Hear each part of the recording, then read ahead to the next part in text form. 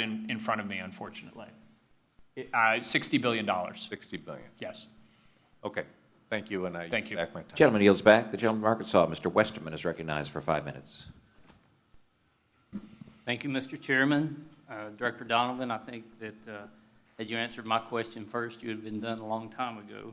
But appreciate you being here. I understand your math on the $400 billion in projected savings on Medicare and Medicaid. I'm an engineer. The math is easy to understand. The logic and the methodology is much harder to swallow. It's kind of like telling a person in front of a firing squad that you were going to shoot them 20 times, but you found a way to save 4 bullets, so you're only going to shoot them 16 times now.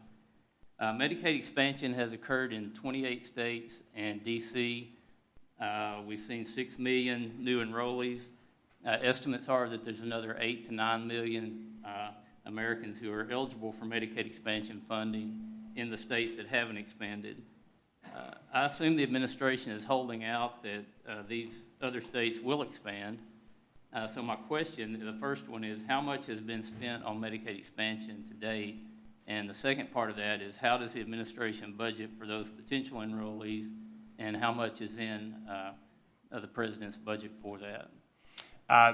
I'll have to follow up with you, Congressman, on those exact figures. I don't have them in front of me. What I can tell you is that we do budget for projected enrollment based on an expectation of further states. I don't have the exact figures in front of me, enrolling and joining.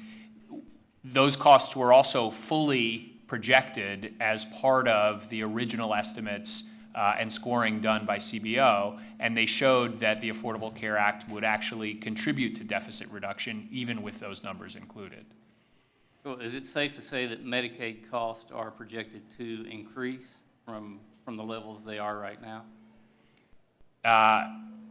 That is why these savings proposals are critical. It's also why the cost-saving measures that were part of the Affordable Care Act more broadly that have dramatically reduced the expected cost of Medicaid going forward are so important. So if the Medicaid costs are increasing, but you're lowering overall Medicaid and Medicare costs, does that mean you're cutting costs dramatically in the Medicare program? I guess the critical question, given the growing demographic trend that we have, what we are proposing to do in our budget would make changes that would reduce costs compared to what we currently expect. And that's the critical factor here, is can we, as the president likes to say, bend the cost curve so that we can substantially reduce our expected deficits and debt going forward. And I think the critical factor is that we're seeing expanding Medicaid costs. We're seeing a growing population who depend on Medicare, yet we're saying we're going to save $400 billion in those two programs in the budget.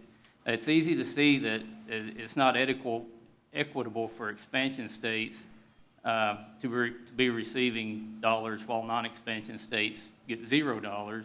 But those expansion states or non-expansion states made a responsible choice not to expand. But let's look at fair and equitable just in the states that did expand. Under expansion, a state can get 100% funding for, say, a 28-year-old medical school student, while the same state might only get a 50 to 75% funding rate or match rate based on the state for a disabled child. So do you think that's fair and equitable and proper use of America's hard-earned tax dollars to have those match rates set up that way?